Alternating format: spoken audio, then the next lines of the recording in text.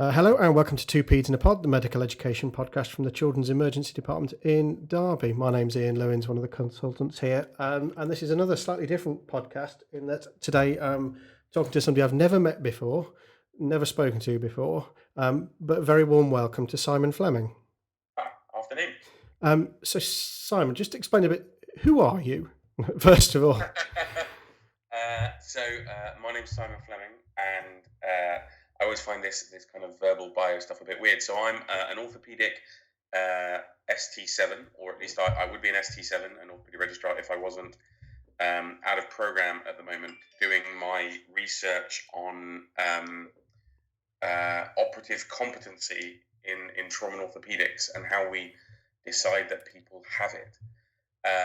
In my spare time, I'm also involved with a number of different trainee organisations. So I'm the immediate past president of the British Orthopaedic Trainee Association. So we represent all the orthopaedic registrars in the UK, as well as core foundation and medical students who are passionate about ortho. And I work with some other organisations around training. So things like the Academy of Trainees Doctors Group, which is the trainee arm of the Academy of Medical Royal Colleges, and the International Conference in Residency Education. So I literally yesterday got back from their big conference in Canada, trying to make training better kind of around the world. Okay. And people will listen to that and go, well, that's fantastic, but why on earth are you talking to him? And the reason I'm talking to you is because of the stuff you did with BOTA back in 2016 that led to the Hammer It Out campaign that many people will have seen on Twitter. So just sort of going back then, what was the census that you sent out and why did BOTA send that out? Yeah, so at the time I was vice president of the British Orthopaedic Trainee Association, and as a committee we started having a discussion led by the then president Mustafa Rashid, and it was something that we all had a feel of, which is that whenever we went into meetings or presented, BOTA, like a lot of organisations, like ASIT, like the BMA, like anything, were kind of accused of being a bit of an echo chamber. Yeah. And accused of being sort of self-aggrandizing, self-confirming. You know, we all sit in a room, agree how right we are, and then go and say that on behalf of all trainees ever, we say this. Yeah. And we realized that though we were probably still the best positioned organization because people talk to us and email us and we have regional reps and so on, we needed to know more about what our membership wanted from us, how they felt.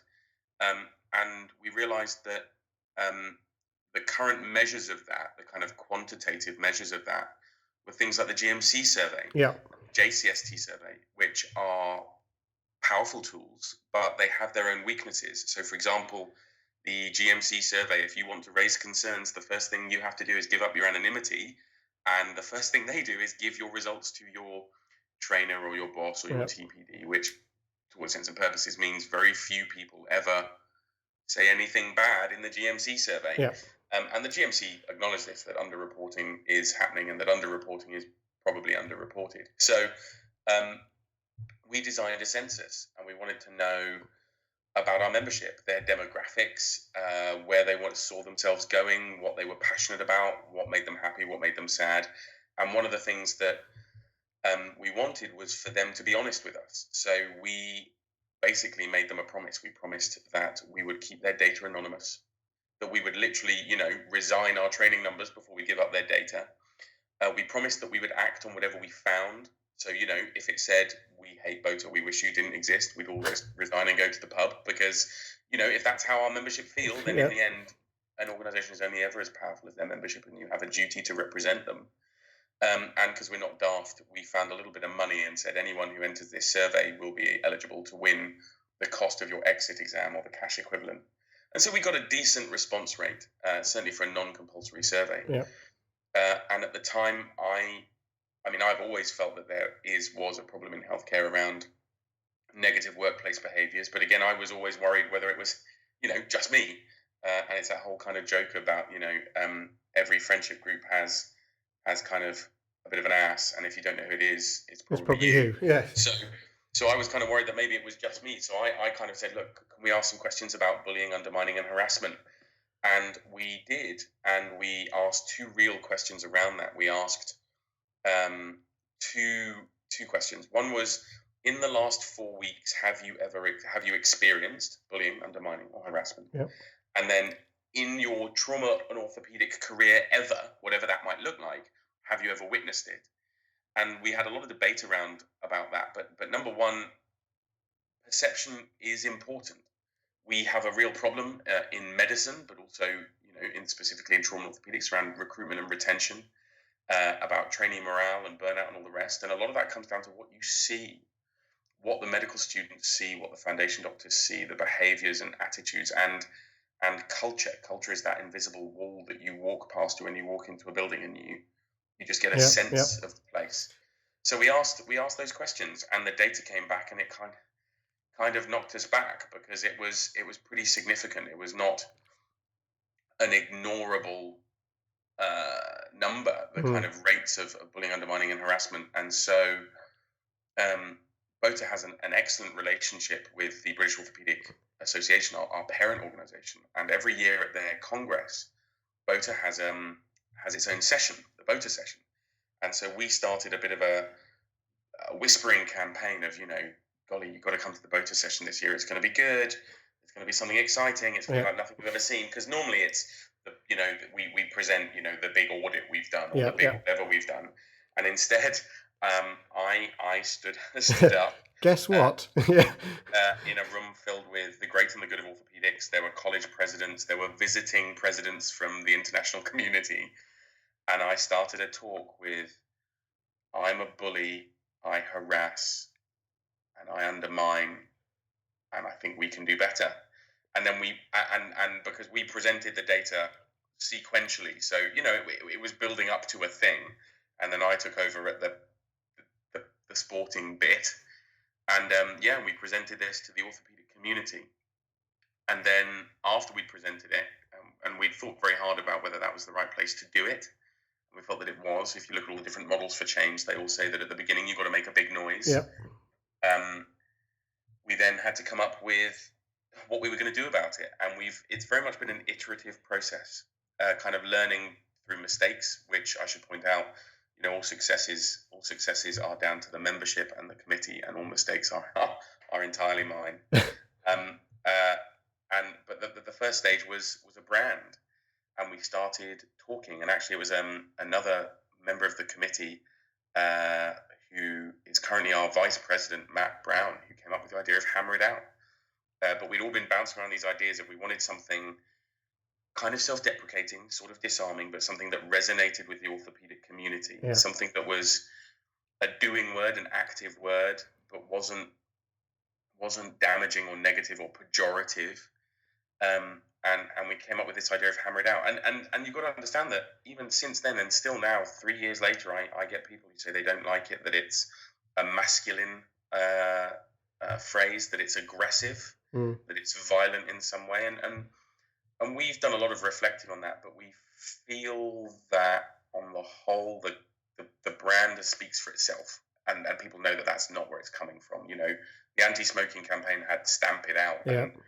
And I don't think anyone said, "Are you suggesting that we go around kicking people?" It was catchy, and it trended well. And we knew that we had no budget. We were a trainee organisation. Yeah. We had £0, 0 pence in the bank.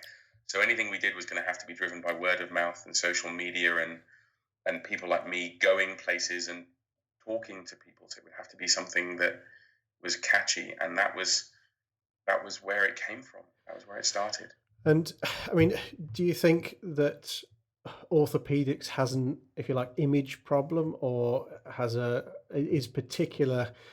issue with bullying, undermining, or harassment, or do you think you just got honest results that are probably reflective across all specialities?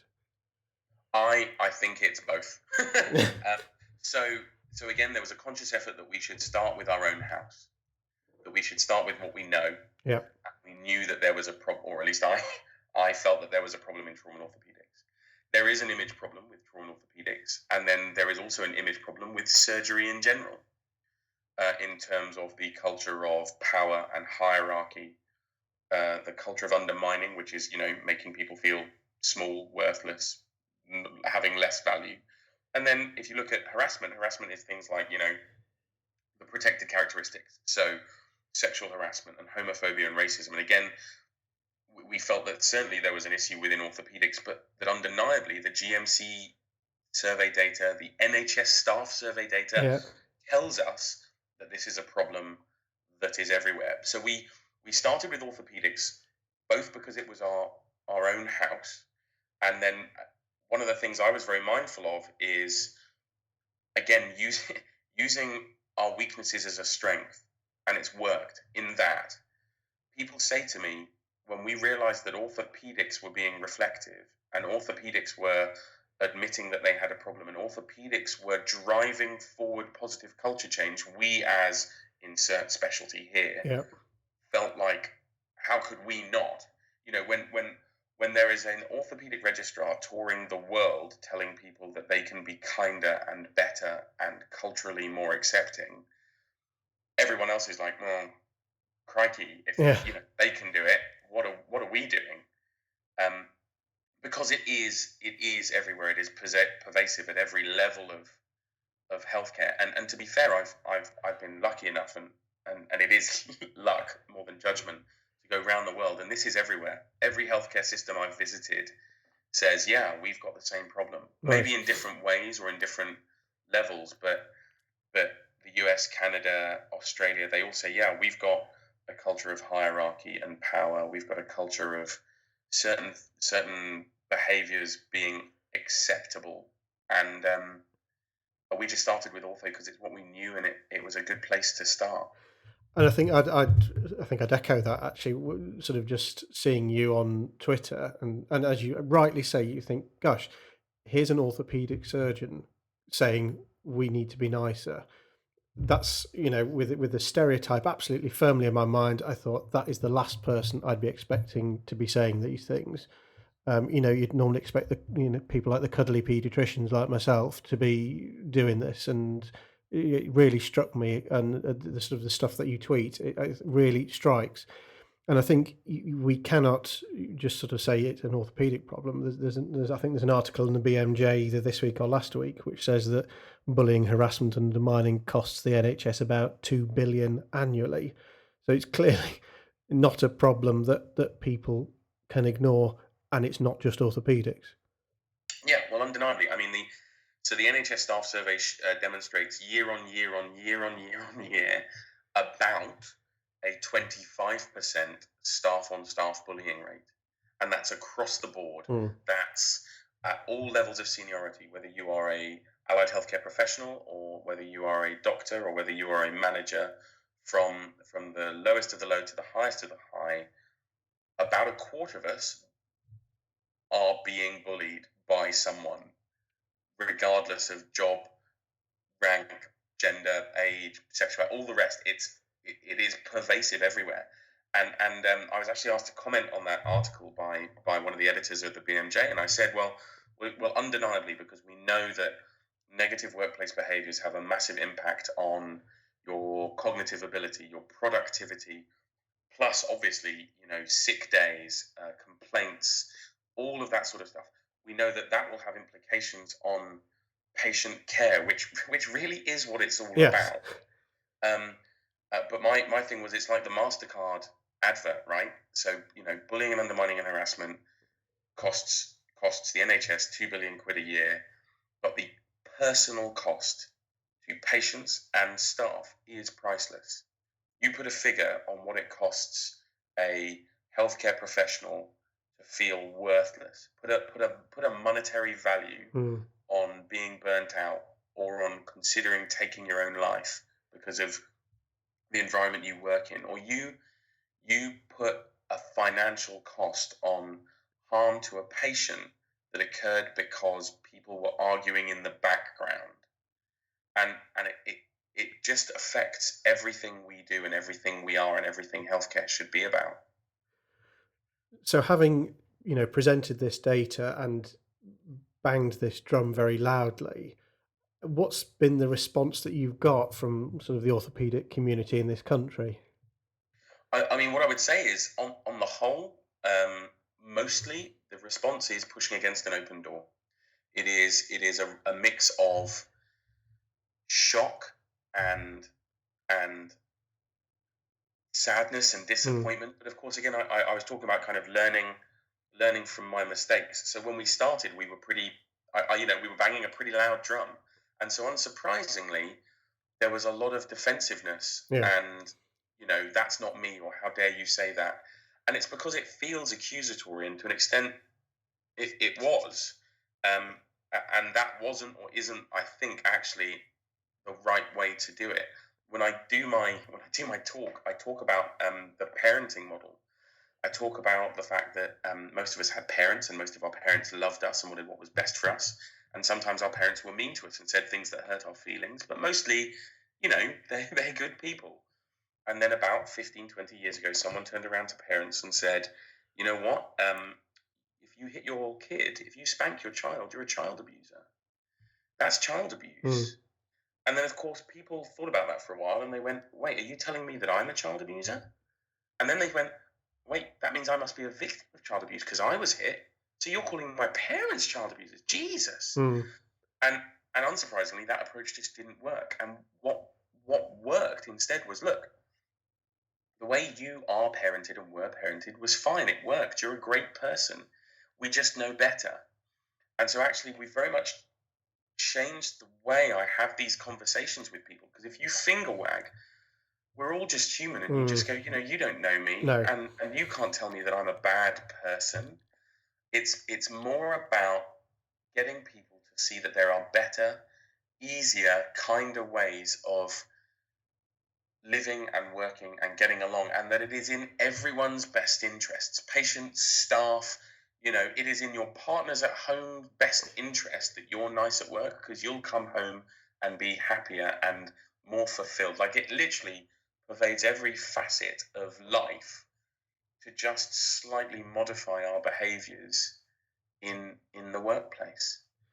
And I can see that appealing hugely to, I think, a lot of trainees and, say, relatively younger consultants, for example. Has it gone down as well with those that have been doing it for 30 years and, well, this is how we did it in my day and it's not going to change? I mean, what I would say is my experience of the more senior consultants is my experience of the more junior consultants, which is there is a spectrum. Yeah. There's a real bell curve. So on one side of the bell curve, you have people who innately like power.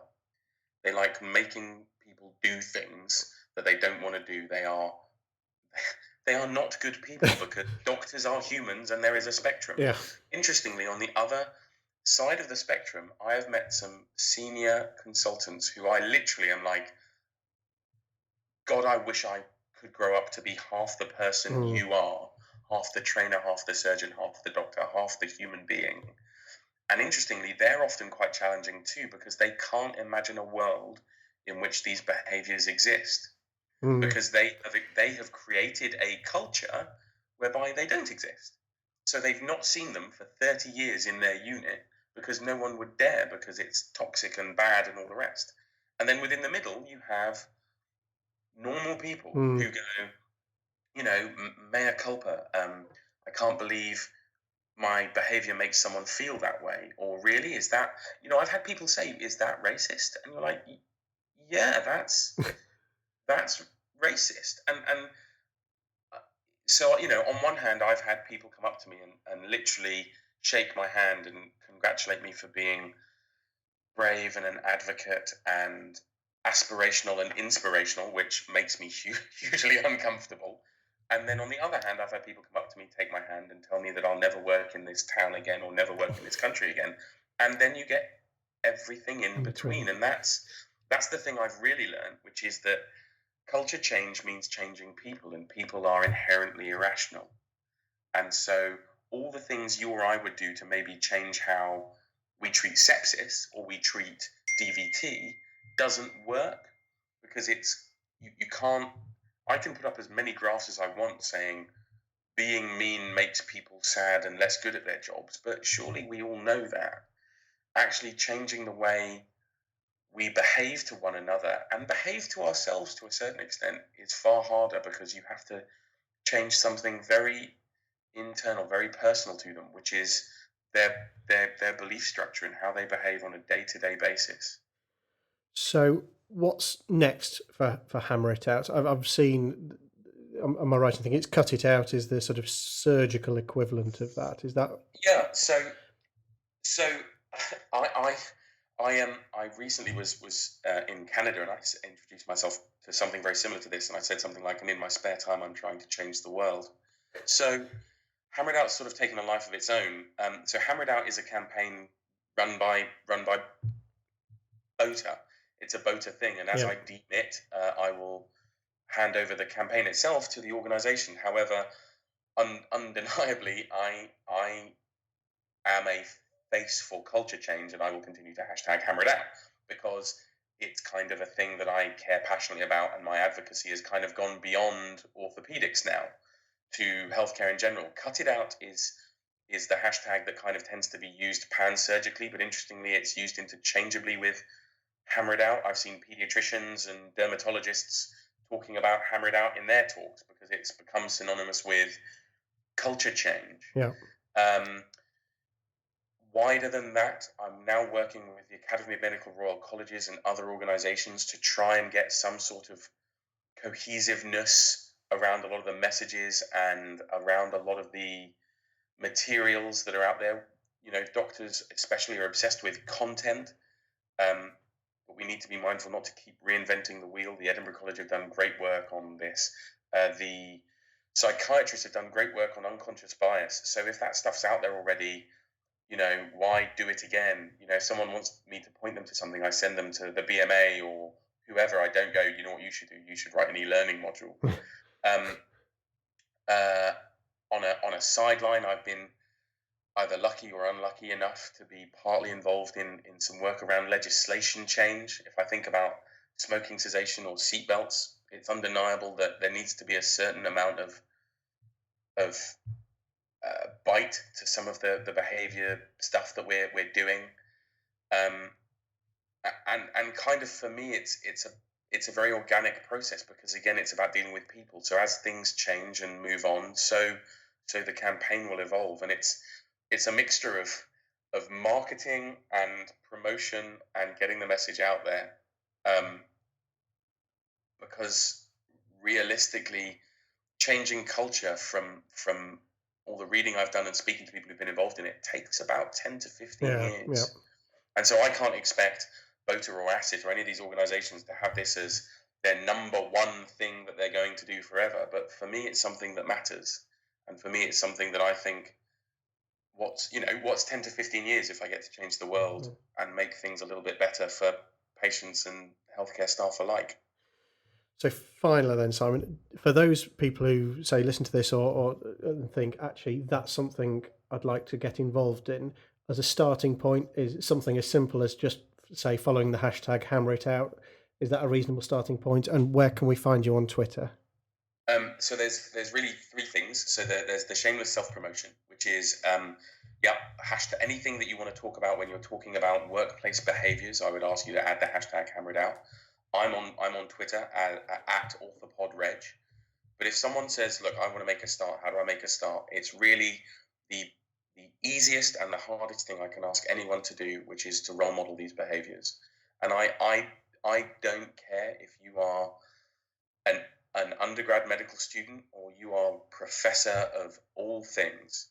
If you role model the behaviors you would wish to see, whether it's saying please and thank you, or apologizing because I put my foot in it all the time, or just trying to be a bit kinder or a bit more thoughtful, it is literally that changes the world. Because if you role model and then you change 3 or 4 other people, it's like a behavioral pyramid scheme. Yeah. You literally can change the world just by changing the way you behave yourself, and it's really hard work and really easy all at the same time. Fantastic, Simon. So you're the Ponzi scheme, basically, of the behavioural world. I am the Ponzi scheme of fixing the NHS, Perfect. except it makes me no money. Yes. Well, there you go. Simon, thank you so much for joining us. That was really inspirational and fantastic to speak to you today. Thank you so much. Pleasure.